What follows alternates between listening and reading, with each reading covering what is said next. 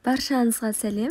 Бүгін сіздермен бірге баклажаннан дайындалатын рулеттің рецептісімен бөлісетін боламын.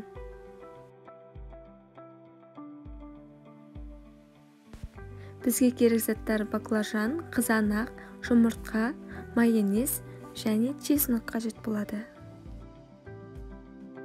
Ең алдымен баклажанды алып, шұқа етіп турап аламыз.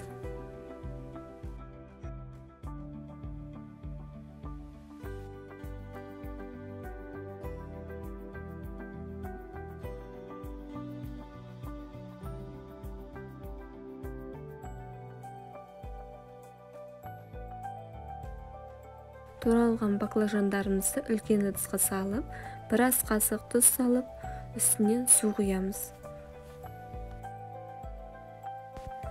Баклажандарды суға 15-20 минутқа салып қоямыз.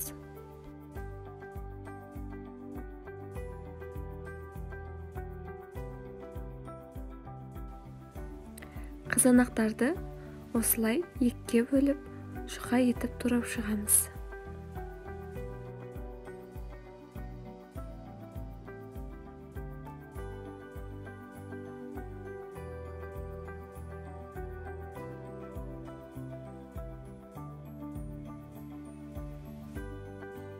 Чесноктарды алып, майдалап турап шығамыз.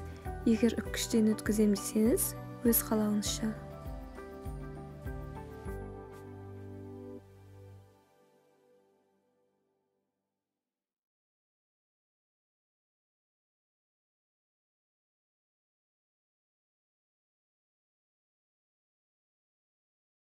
Чесноктарды турап алдық, ыдысымызға майонезді құйып, үстінен чеснокты салып, жақсылап араластырып қоямыз.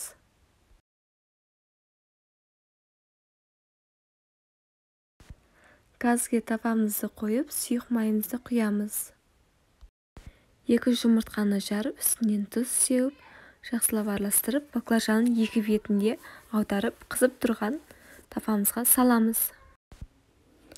Баклажанның екінші беті қызарған кезде осылай аударып аламыз. Баклажандарды майға қуырып алдық. Баклажанды алып, соусымызды жағып, осылай туралған помидорларымызды салып, ішіне салат жапырағын қосып, орап шығамыз. Дәл осылай қалған баклажандарды орап шығамыз.